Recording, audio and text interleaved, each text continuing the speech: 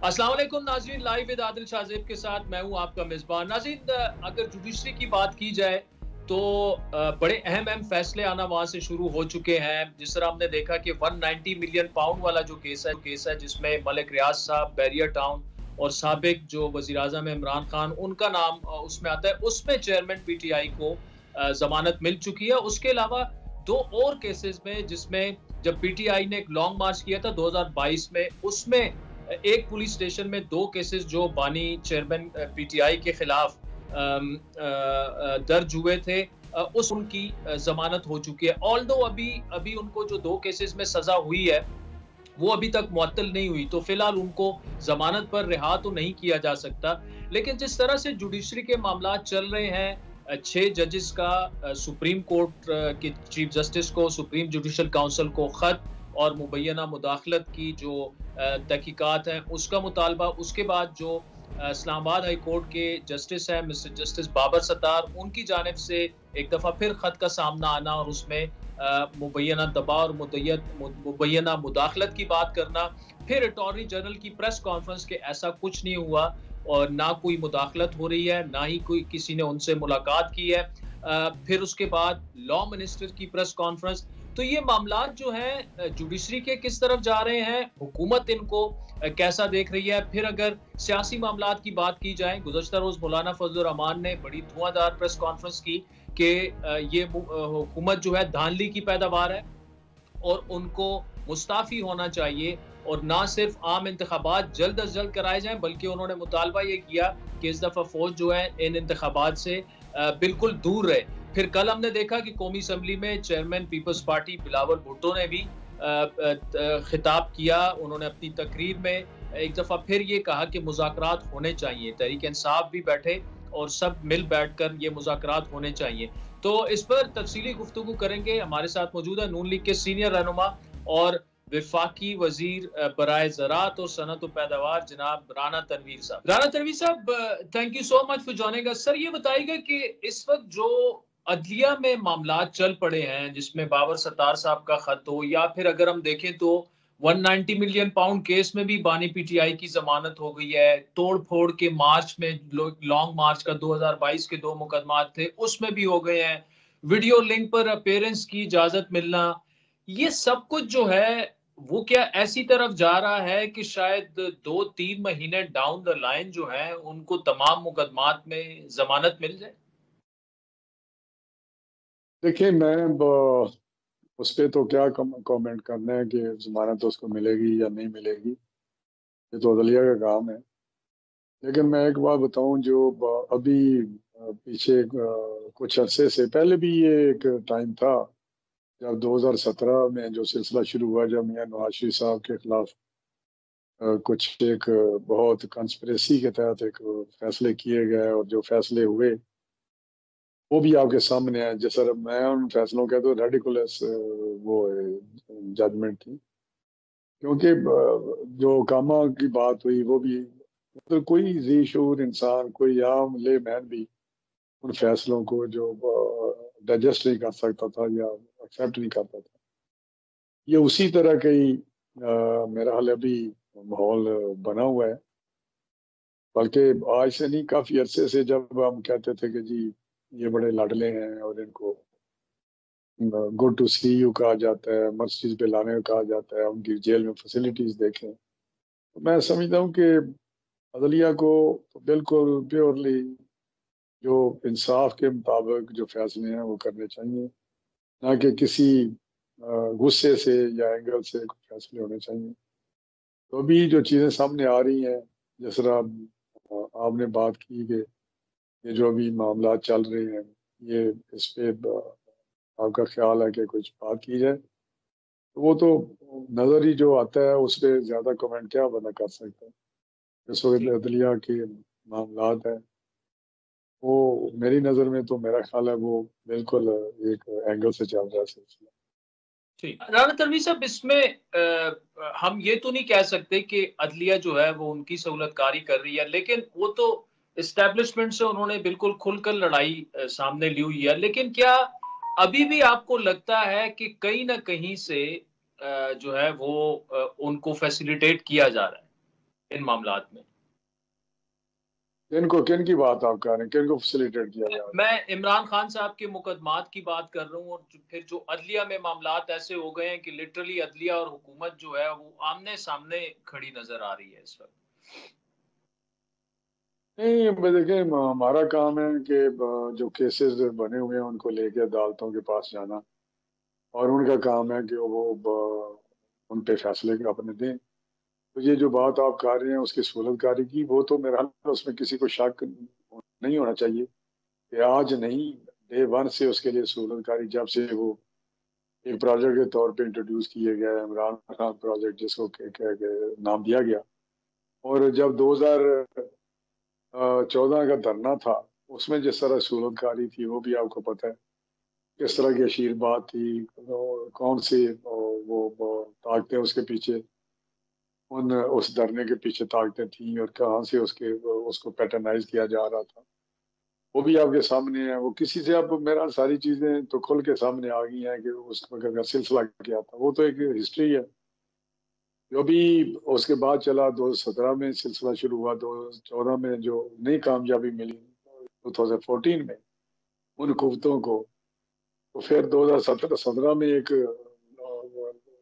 Programme launch किया गया, और उस प्रोग्राम में जो हुआ वो मियाँ साहब को डिस्क्वालीफाई कर दिया गया। उसके बाद जो सिलसिला चलता रहा, और जब अदम एतमाद से लेके आज तक कौन सी सहूलतकारी है जो नहीं हुई। तो मैं समझता हूँ कि सिस्टम को इस तरह ना करें, ना वीक करें सिस्टम को, चलने दें। इलेक्शन होते रहते हैं, आज इलेक्शन हुए हैं, कल फिर इलेक्शन आ जाएंगे 5 साल बाद।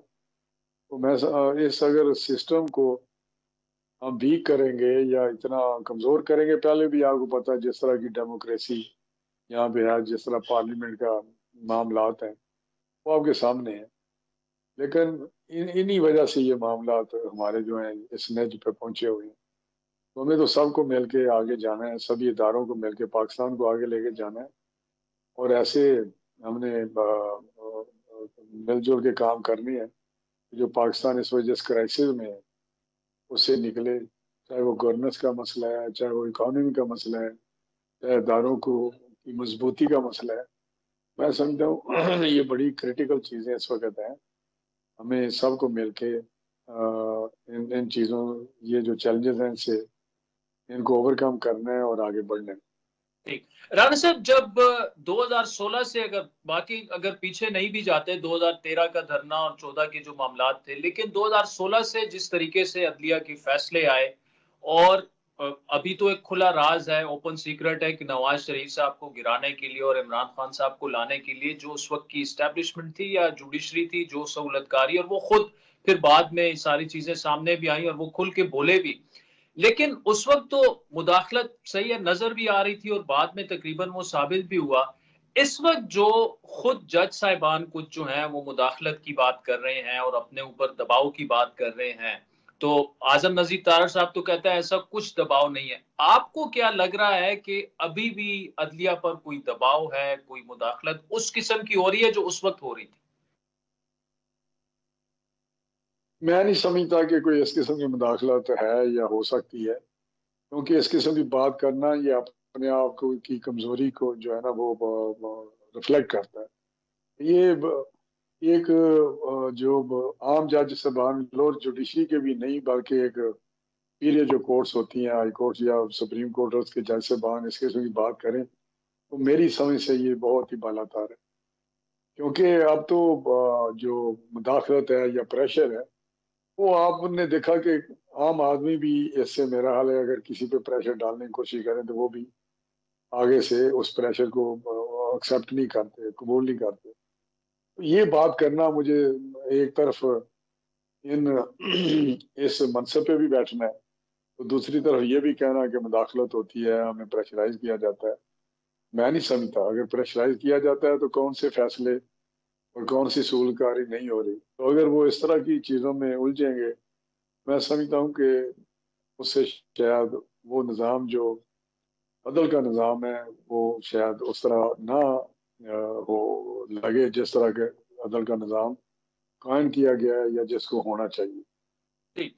राना तनवीर साहब, बिलावल साहब ने भी अभी कौमी असम्बली में जो स्पीच की उसमें एक दफा फिर डायलॉग की बात की और अपोजिशन को, पीटीआई को कहा कि वो आए, वो आप लोगों के साथ मुज़ाकरात नहीं करना चाहते, वो चाहते हैं कि आर्मी चीफ और डीजीआईएसआई की उनसे मुज़ाकरात हों।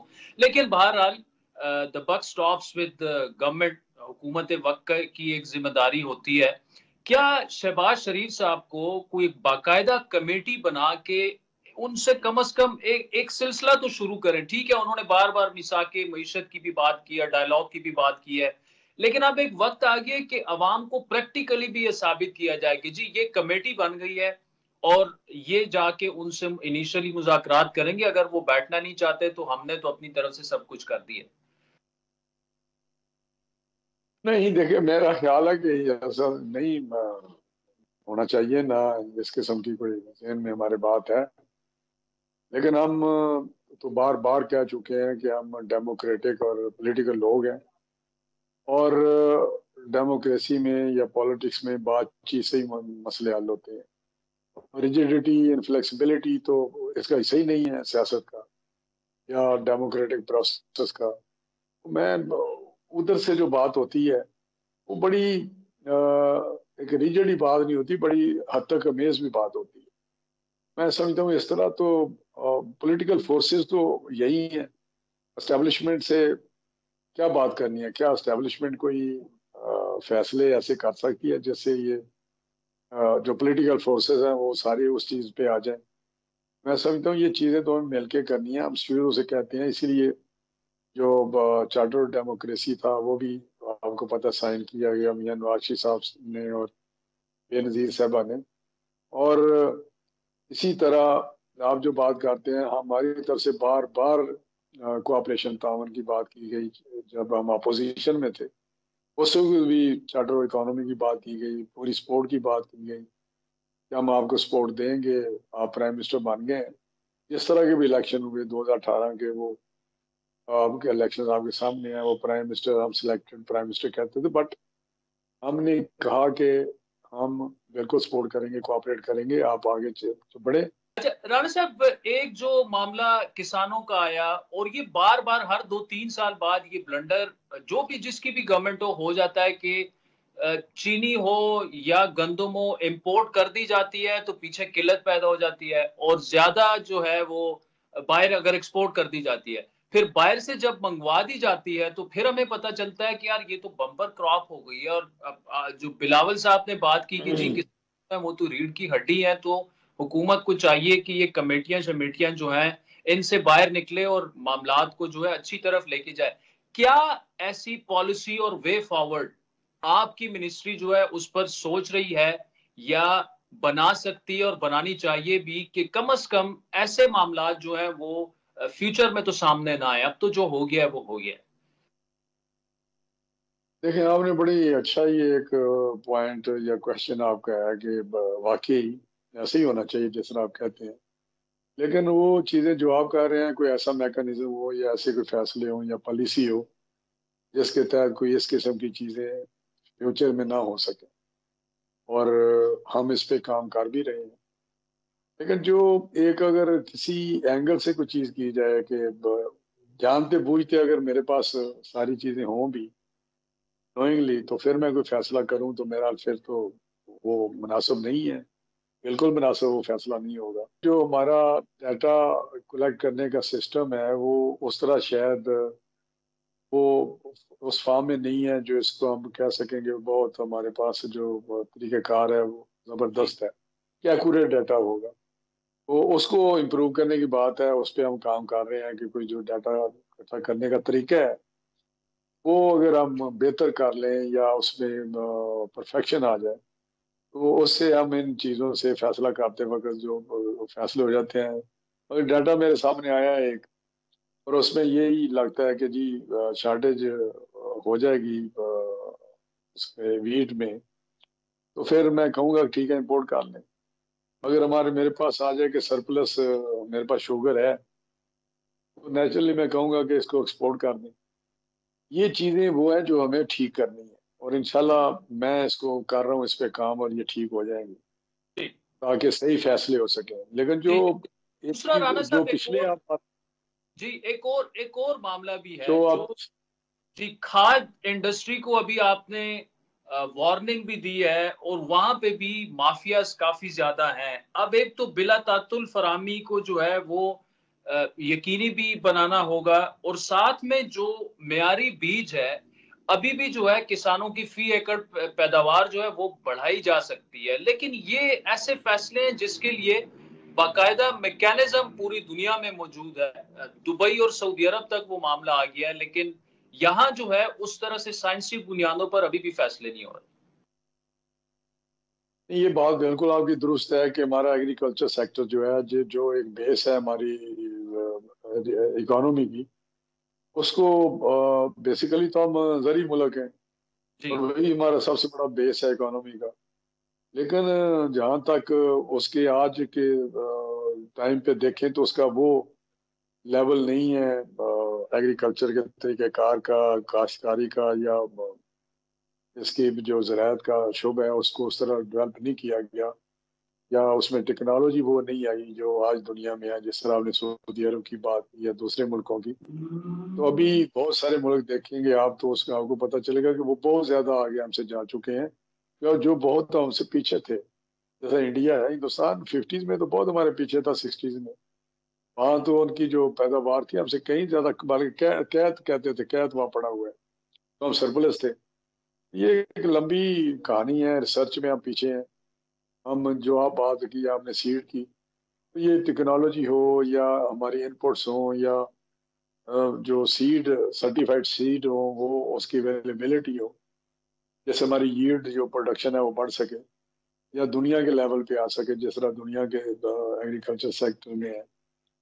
तो अभी उस पर काफ़ी काम हो रहा है, प्राइम मिनिस्टर साहब उस पर फोकस्ड हैं और हमारी हुकूमत बहुत एग्रीकल्चर सेक्टर को बहुत प्रमोट कर रही है या उस पर उनको डेवलप कर रही है। मुख्तलिफ मुल्क से हम टेक्नोलॉजी की बात कर रहे हैं जो ज़राअत में बहुत आगे है। और इसी तरह सीड अथॉरिटी अभी बनाई है हमने, उसके सिर्फ एक ही मकसद है उस सीड अथॉरिटी का, ये जो है सी सर्टिफाइड बीज, ऐसे बीज जो बहुत दुनिया में बेहतरीन बीज हैं, वो डेवलप करके तो हम अपने किसानों को दें ताकि हमारी प्रोडक्शन और यील्ड बढ़ सके। तो ये काफ़ी सारे इकदाम हैं जो लिए जा रहे हैं, जो फार्मर्स को इंसेंटिव दिए जा रहे हैं। आने वाले बजट में ही आप देखेंगे कि बहुत सारे ऐसे मेजर्स लिए जा रहे हैं, जैसे उनके इनपुट्स का या उनके इम्प्लीमेंट्स का या ट्रैक्टर्स का या उनको दूसरी जो सहूलतें हैं वो दी जाए ताकि अपनी प्रोडक्शन वो बढ़ा सकें। तो आप आने वाले देखोगे एग्रीकल्चर सेक्टर में बहुत बेहतरी आएगी आने वाले दिनों। राना तनवीर साहब, thank you so much for joining us. राजीन, वक्त चाहता है एक ब्रेक का, जिसके बाद कुछ अदालती मामलात पर और कुछ सियासी मामलात पर ये गुफ्तगू जारी रखते हैं। Welcome back राजीन। ब्रेक से पहले तफसीली गुफ्तगू आपने सुनी। नून लीग के सीनियर रहनुमा है, वफाकी वजीर है, और एक जो अहम मामला गुज़श्ता 3-4 दिनों से सामने आया, जो कि तकरीबन 76 मीडिया ऑर्गेनाइजेशंस की एक बहुत बड़ी इन्वेस्टिगेशन है, दुबई लीक्स जो हमारे सामने आई, और तकरीबन 23,000 पाकिस्तानीज की उनमें प्रॉपर्टीज हैं, 17,000 पाकिस्तानियों की, लेकिन ये 23,000 तकरीबन ट्रांजैक्शंस हैं, 23,000 प्रॉपर्टीज हैं। $11 बिलियन की ये जायदाद जो है पाकिस्तानियों ने दुबई में खरीदी है। और एक चीज हमें नहीं भूलनी चाहिए कि ये सिर्फ एक स्पेसिफिक पीरियड है, क्योंकि FIA की भी एक रिपोर्ट जो सामने आई थी, उसके मुताबिक 2007 के बाद तकरीबन $110 बिलियन की पाकिस्तानियों ने ट्रांजैक्शंस की हैं सिर्फ दुबई में जो प्रॉपर्टी खरीदी गई है। और ये भी जब भी हम बात करते हैं नाज़रीन, तो एक बात हमें जरूर उसके साथ डिस्क्लेमर लगाना चाहिए कि अगर तो ट्रांजैक्शन यहाँ से बैंकिंग चैनल्स के जरिए हुई है, लेजिटिमेट मनी है, और जिसने जायदाद खरीदी है वो FBR में डिक्लेयर्ड भी है, तो उसमें कोई कबाहत नहीं है। लेकिन ये मामला इतना सादा नहीं है। इस इन्वेस्टिगेशन में पाकिस्तान से डॉन ग्रुप भी था और द न्यूज़ भी उसमें शामिल था। द न्यूज़ के फखर दुरानी से कलम ने उस पर तफसीली गुफ्तगू की। इस वक्त जायद गुशकोरी हमारे साथ मौजूद है, जो कि इन्हीं लाइंस पर तकरीबन 3-4 साल से उन्होंने काफ़ी इन्वेस्टिगेशन की है और बहुत ज़्यादा मालूमात उनके साथ भी। जाहिद कुशकरी साहब, thank you so much for joining अस। ये दुबई लीक्स का मामला जो है हम 2 दिनों से तो सुन रहे हैं, लेकिन एक चीज जो मुझे जाती तौर पर पता है और वो आपने मुझसे डिस्कस भी की थी, ये कोई 2-2.5 साल पहले की बात है। आप इस पर काफी अरसे से काम कर भी रहे थे, बहुत सारी इन्वेस्टिगेशन आपने की भी थी, बहुत सारी मालूमात भी आपके पास थी, लेकिन आपको इस पर ज्यादा काम नहीं करने दिया गया। What is that you can share with us? Adil, बहुत शुक्रिया। मैं वो नाम बताना चाहता था, वो मैं उन लोगों को पब्लिक डोमेन में ले आना चाहता था जिन्होंने प्रॉपर्टीज वहां पर खरीदी हैं, और शायद हमारे इदारों को लगता है कि उनका सोर्स ऑफ इनकम पाकिस्तान में कंसोलिडेट नहीं करता वो प्रॉपर्टीज, वो जायदादें बनाने के लिए। और ये नंबर भी सब डिटेल्स हमारे इदारों के पास मौजूद हैं, जो कि 40,000 से ज्यादा पाकिस्तानी ने मुख्तलिफ ममालिक में वो किया। अगर हम दुबई पर फोकस करें तो 25,000 के लगभग पाकिस्तानियों का डेटा और रिकॉर्ड मौजूद है। और ये इन्वेस्टिगेशन होनी चाहिए, इदारों को एक्टिव होना चाहिए, हुकूमत को आशफ नहीं करना चाहिए। मैं डिटेल देना चाहता हूँ कि क्यों, और मुझे उम्मीद है आप चलाएंगे। जी जी। कि पाकिस्तान पब्लिक ऑफिस होल्डर और इस गवर्नमेंट का है, रिटायर्ड मिलिट्री जनरल्स हैं, 2 स्टार, इवन साबिक chief of army staff, chief army staff थे, उसके बेटे ने वहां पर प्रॉपर्टी खरीदी थी। उन्होंने मुझे डिटेल से अपना मौके भी दिया है, वो भी मैं आपसे शेयर करना चाहूंगा। एक बहुत बड़ा सियासतदान है पाकिस्तान का, उसके ड्राइवर हैं और रिकॉर्ड भी ड्राइवर हैं, उनके शनाख्ती कार्ड का पता अपने उस बॉस या पॉलिटिकल लीडर के घर के पते पर है, और वो दुबई में प्रॉपर्टीज खरीदते हैं, और वो पाकिस्तान में 2020 में एमनेस्टी से फायदा उठा लेते हैं एक ड्राइवर होने के नाते। यानी कि इतना काला धन है कि वो एमनेस्टी से फायदा उठाना पड़ता है। मेरे पास डिटेल्स हैं जिन्होंने एमनेस्टी से फायदा उठाए हैं और दुबई में प्रॉपर्टीज खरीदी हैं। 2018 में 374 पाकिस्तानी जिन्होंने 100 अरब से जायद की प्रॉपर्टीज खरीदी, उन्होंने एमनेस्टी से फायदा उठा के अपना काला धन जो है वो सफेद किया है। बाकी लोगों के खिलाफ नहीं हुआ। बाकी लोगों की जो डान ऑफ इन्वेस्टिगेशन सामने लाया है या न्यूज लाया है, मैं 2016 से कर रहा हूँ। 35,000 का डेटा मेरे पास है, सारी डिटेल पास है, FIA के पास है, पाकिस्तान की जो इंटेलिजेंस एंड इन्वेस्टिगेशन डायरेक्टोरेट है FBI की, सारा डेटा है और उनके पास सारी डिटेल्स है। किसी को नोटिस नहीं जाते। खुद इदारे कह रहे हैं कि 70% कम अज कम उसमें टैक्स डॉज किया गया है, नेशनल लॉ को वायलेट किया गया है। पाकिस्तान के जो सुपर रिच हैं, इवन 600 अमीर तरीन पाकिस्तानी खवातीन की भी प्रॉपर्टीज हैं, 600 खवातीन पाकिस्तान की। अच्छा, मुझे जाहिद साहब एक बात बताएं, आपका वो दरमियान में थोड़ा सा लॉस्ट यू देयर, जो इमरान खान साहब की हमशीरा है, उनका ये जो पूरा किस्सा हुआ था, उस पे क्या है लूप होल क्या? क्योंकि वो तो कहते हैं we have done nothing wrong. नहीं, लूप होल तो था ना, पाकिस्तान का कानून वायलेट हुआ था। उन्होंने वहां प्रॉपर्टी खरीदी, सोर्स नहीं बताया कि कैसे खरीदी थी, FPR को नहीं बताया। और जो पाकिस्तान का कानून अब चेंज भी हो गया है, जिसमें अगर आप बाहर रह रहे हैं, उन्होंने ये डिक्लेरेशन नहीं दी थी अभी रहती हो, क्योंकि मैं वहां गया था और मुझे शायद हो सकता है कि किसने खरीदी है, ये आपको मालूम है कि वहां से किसने प्रॉपर्टी खरीदी थी? अलीमा खान से। तो ये एक अलग स्टोरी है जो जल्द आपके सामने आ जाएगी कि वो क्या केस था। इसी तरह से पाकिस्तानी कई हैं जिन्होंने लेटेस्ट अपनी प्रॉपर्टीज वहां खरीदी है, सियासतदान है पाकिस्तान के। मैं 3-4 आपको नाम बता देता हूँ उनको जानने के लिए। नए हमारे जर्नलिस्ट भाई भी हैं, अदरवाइज मोहसिन नकवी साहब, उनसे मेरी बात हुई आज, उनकी अहलिया ने वहां पर खरीदी प्रॉपर्टी, फिर बेच दी अप्रैल इसके पिछले महीने, पिछले साल जो है, फिर अभी खरीदी। इसी तरह से नवाब अख्तर मेंगल साहब ने लेटेस्ट वहां पर खरीदी है। इसी तरह से दूसरे हमारे नवाब जहरी साहब हैं जो चीफ मिनिस्टर थे, सनाउल्लाह जहरी, उन्होंने प्रॉपर्टी वहां पर खरीदी। तो ये लंबी है, जब की बहुत सारा वहां पर ओवरऑल बहुत बड़ा बिजनेस है और प्रॉपर्टीज हैं, इसे उनका डिक्लेरेशन भी मौजूद है। इसी तरह से कई पाकिस्तानी ऐसे हैं, इसे पब्लिक ऑफिस होल्ड करने वाले ब्यूरोक्रेट्स का मैं बताना चाहूंगा आपको। जिस तरह से मेरे पास नाम है जो FPR के 4 मुलाजमीन हैं जिनकी थोड़ी थोड़ी सी तनख्वाहें हैं, उनकी प्रॉपर्टीज वहां पर हैं, कस्टम के लोग हैं। इसी तरह से सुप्रीम कोर्ट और दूसरे इदारों को भी ये चीजें बताई गई, लेकिन अमल दरामद नहीं हुआ। नोटिस गए थे 400 लोगों के, फिर हमारे कुछ मीडिया वाले भी लोग हैं, बड़े बड़े वकील वकला भी हैं, कुछ सियासतदान तो हैं पब्लिक ऑफिस होल्ड करने वाले। इसकी इन्वेस्टिगेशन इसलिए जरूरी है कि उनकी सोर्स कंसोलिडेट नहीं करती, मेजॉरिटी की नहीं करती, और जो पाकिस्तान से पैसा बाहर गया है वो हमारे इदारों को मालूम है कि वो कहते हैं कि पैसा तो बहुत थोड़ा बाहर गया है। FIA ने एक रिपोर्ट दी है, वो रिपोर्ट में बताता चलूं 110 अरब डॉलर प्रॉपर्टी दुबई में पाकिस्तानियों ने खरीदी 2007 के बाद। तो आप इस पे इमेजिन कीजिए कि इस इदारे को अगर पता है तो फिर कार्रवाई क्यों नहीं होती। आप तो पाकिस्तान का एक कानून बनाया, आपको पता है कि पाकिस्तान को 7 लाख से ज्यादा पाकिस्तानियों की डिटेल्स आ चुकी हैं, जो OECD है, जिसके तहत पाकिस्तान के अकाउंट्स प्रॉपर्टी जो पाकिस्तानी हैं उनकी डिटेल्स आ रही हैं, वो कंसोलिडेट कर रहे हैं, किसी को नोटिस जाते हैं, किसी को नहीं जाते हैं, थोड़े सा टैक्स उस पर इकट्ठा हो रहा है और उसका डेटा और सारी चीजें इकट्ठी की जा रही हैं। तो अब तो ये डेटा पब्लिक रिकॉर्ड में ऑलमोस्ट आया हुआ है, आपने देखा होगा, और ये एक जबरदस्त काम किया है पूरी दुनिया के जर्नलिस्टों ने जो इंगेज किया और हमें मौका मिला काम करने का। तो चीजें सामने आ गई, हुकूमत हशप करने की कोशिश कर रही है। कल आपने बयान देख लिया सारी हुकूमत के मुख्तलिफ बड़े बड़े लोगों का, इंक्लूडिंग हमारे डिफेंस मिनिस्टर ख्वाजा आसिफ साहब को।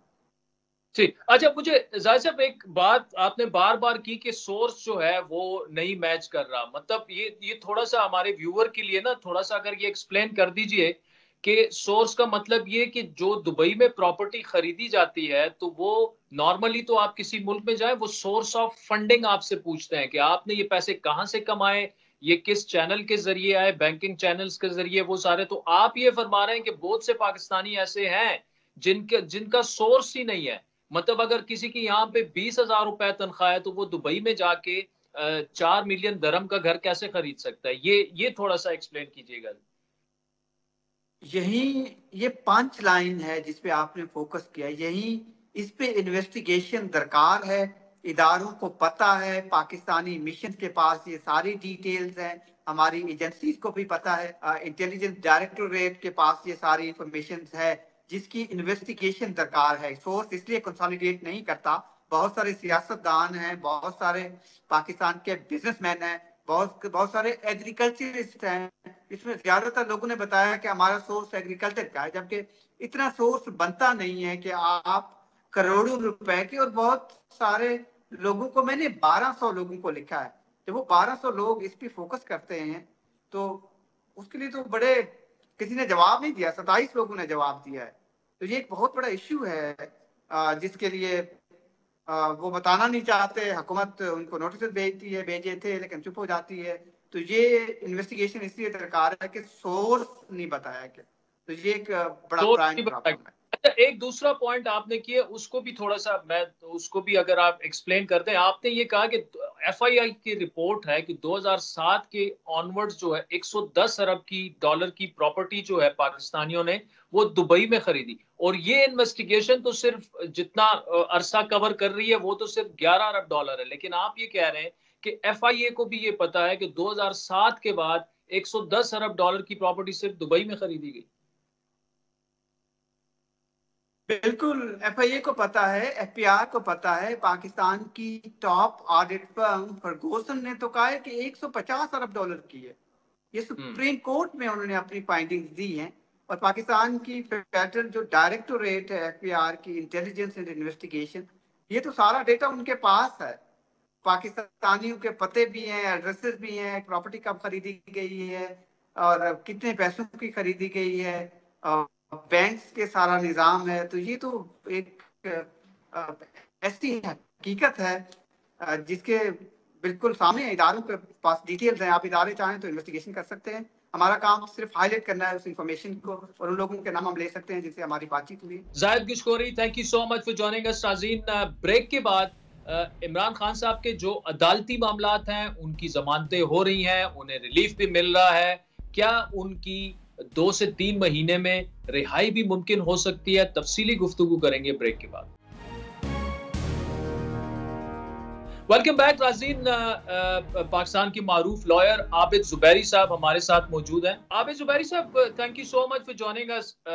सवाल बड़ा सादा सा है, 190 मिलियन पाउंड में जमानत मिलना, दो और जो लॉन्ग मार्च के केसेस थे, जलाओ गिराओ के बानी पीटीआई को, उनमें भी जमानत मिल गई। क्या इसको ये देखा जाए कि इंसाफ के तकाजे पूरे हो रहे हैं, या जो हुकूमती वर्जन है या पीटीआई के मुखालिफिन का वर्जन है कि अदलिया में जो कुछ हो रहा है, मुदाखलत के इल्जामात लगना और पूरा सारा, इस सब को जोड़ के देखा जाए और स्पीडी जस्टिस उनको मुहैया किया जा रहा है? बिल्कुल स्पीडी जस्टिस तो कहीं से अगस्त से उनको बंद किया हुआ, उनको सजाएं मिली भी है, अभी भी उनको सजा हुई भी है इद्दत के केस में।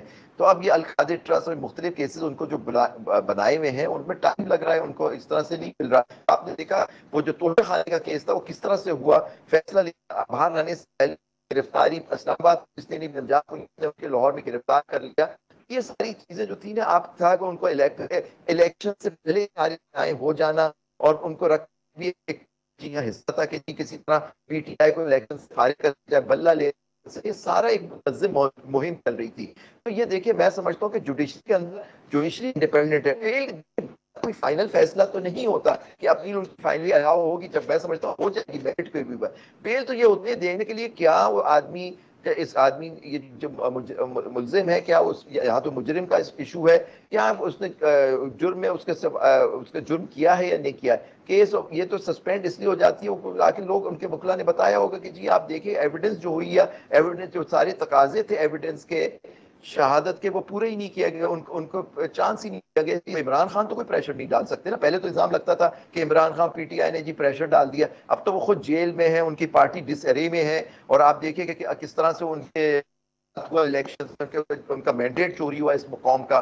तो उसके बाद ये कह देना कि जी नहीं, मैं तो समझता हूँ बड़ा खुश आइंद बात है और इनको सारे केसों में बेल होनी चाहिए। लेकिन मैं समझता हूँ कि ये इनका जो स्ट्रेटेजी वो यही है कि इमरान खान को बाहर आने नहीं देना चाहिए, क्योंकि ये आपके जो हल्के हैं जो कंट्रोल करते हैं, जो असल हुकूमत है इस मुल्क में जो कंट्रोल करती है, उन्होंने शायद फैसला किया हुआ है। वो हमने रिसेंटली भी देखा कि उन्होंने तो यहाँ तक कहा कि ये इनका जो ग्रुप है वो इंतशारी टोला है।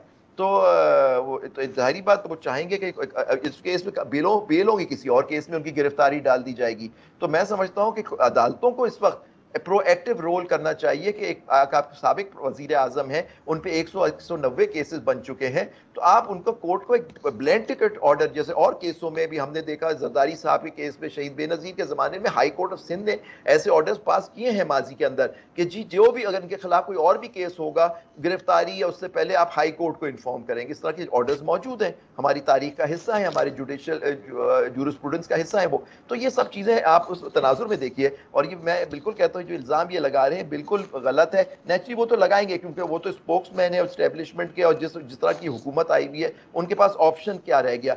उनके तो वजीर ने खड़े होके वो जजों, जिन्होंने 6 जजों ने वो खत लिखा था, उनको तो थ्रेट किया था कि जी ये हम तो इनके खिलाफ मिसकॉन्डक्ट भी कर सकते हैं। और ये बात जस्टिस अतहर मिनल्लाह ने जब ये सुओ मोटो में उठाई बात, अटॉर्नी जनरल वो बैठे हुए थे, जो प्रेस कॉन्फ्रेंस हुई आपके पास मौजूद है, आप वो देख लिए, वो तो खुद थ्रेट कर रहे हैं उन जजों को, 6 जजों को। और अब तो सारे हाई कोर्ट्स ने कह दिया कि ये इंटरफेरेंस होती है। जब इंटरफेरेंस किस केस में होती है? पॉलिटिकल केस है। और आज पिछले 2 साल में इंटरफेरेंस सिर्फ इमरान खान के खिलाफ हो रही है कि उनको किसी तरह पॉलिटिकल अरीना से फारिग कर दिया जाए, वो बाजी का हिस्सा हो जाए और हम अपनी मनमानी। आप देखिए इस मुल्क में तोशा खाना केस में आप उन पे 1 करोड़ 10 करोड़ जितने का इल्जाम लगाए, वो इल्जाम ही है ना सर, और वो सजा हो गई, वो सस्पेंड हुई भी है। देखें यहाँ आप देखिए सबसे बड़ा शाजिब जो आदिल जो एक स्कैंडल हमने अभी देखा 85 बिलियन का गंदुम का, उसके अंदर कोई अभी आप देखें वो कहाँ गया, वो कौन कौन लोग उसमें बुला हुए थे? हमारी ये बम्पर आज किसान हमारा और बात बताएं, जो ये कहा जाता है कि ये 190 मिलियन पाउंड वाला जो केस है ये ओपन एंड शट केस है और इसमें ये बड़ा एक स्ट्रॉन्ग केस है, इसमें आपके नजदीक कितना वेटेज है? क्योंकि अगर पैसे वहां से आए और वो मलिक रियाज के जुर्माने की मद में अदा किए गए, वो पैसे हुकूमत पाकिस्तान के थे और वो फैसला फिर उस तरह से काबीना के साथ भी शेयर नहीं किया गया, तो क्या बाकी ये केस जो है ये स्ट्रॉन्ग है काफी? मैं नहीं समझता। देखिए 190 आपको याद होगा सुप्रीम कोर्ट में ये प्रोसीडिंग्स चल रही थी जब ये पैसा क्योंकि सुप्रीम कोर्ट में डिपॉजिट हो गया था, आपको याद होगा, तो वो हुकूमत को वापस कर दिया गया। वहां कोई बैंक था, आई थिंक मशरिक बैंक था, उन्होंने एक एफिडेविट दाखिल किया, वो आप रिकॉर्ड का हिस्सा आप निकलवा लीजिएगा। आबिद जुबैरी साहब तो जॉइनिंग अस नाज़रीन, ब्रेक के बाद मारूफ एनालिस्ट हसन अयूब हमें ज्वाइन करेंगे। वेलकम बैक नाज़रीन।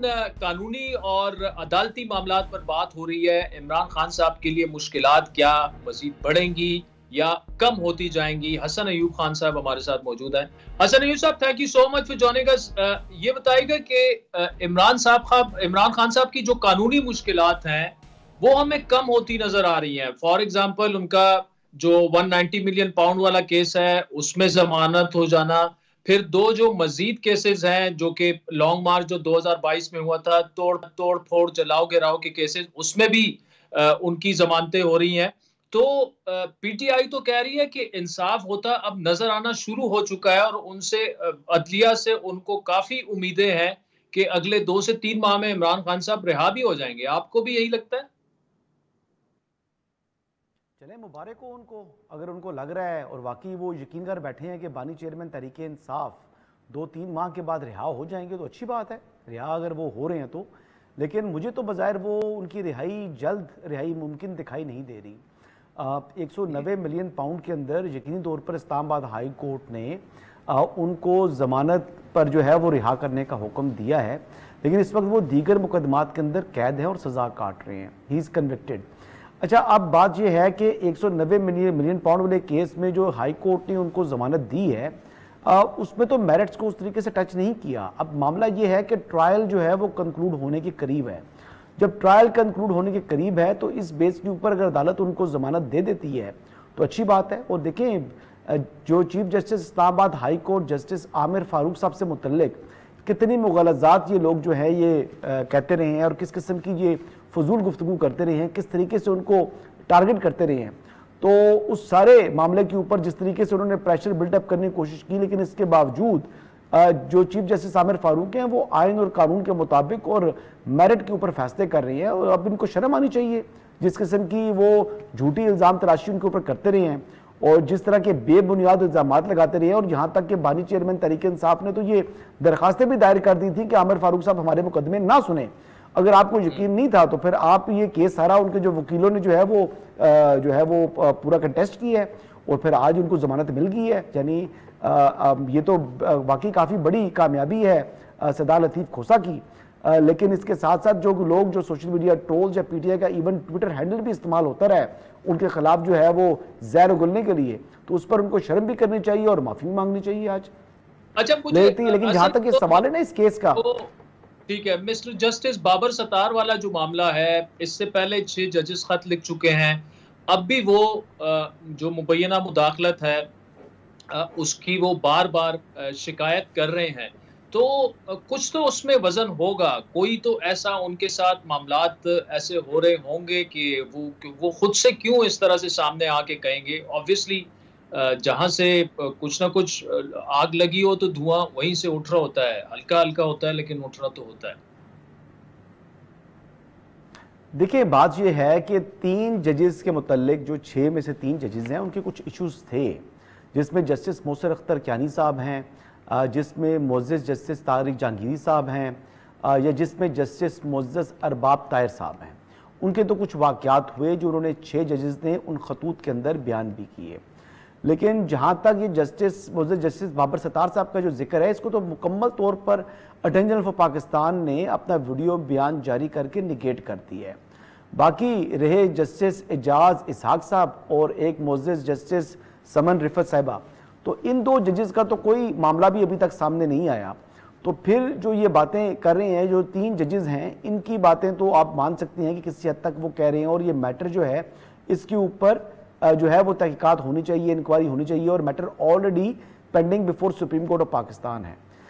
तो ये बाकी 3 जजेस हैं, इन्होंने क्या किया है? इन्होंने खाली इज़हार यकजहती की है उन बाकी 3 जजेस के साथ, अपने ब्रदर जजेस के साथ। देखिए, हर जज इंडिपेंडेंटली काम कर रहा होता है, यहाँ पर कोई यूनियन तो नहीं बनानी है आपने जजेस के अंदर से। अच्छा, दूसरी बात, जो जस्टिस मोअज़्ज़ज़ जस्टिस बाबर सत्तार साहब की बात आ गई, उनको नेगेट कर दिया अटॉर्नी जनरल फॉर पाकिस्तान ने। अब दोनों में से कोई एक तो गलत है, या तो मोअज़्ज़ज़ जस्टिस बाबर सत्तार साहब ने दुरुस्त हक़ाइक़ बयान नहीं किए, या जो अटॉर्नी जनरल फॉर पाकिस्तान है उन्होंने दुरुस्त बात नहीं की।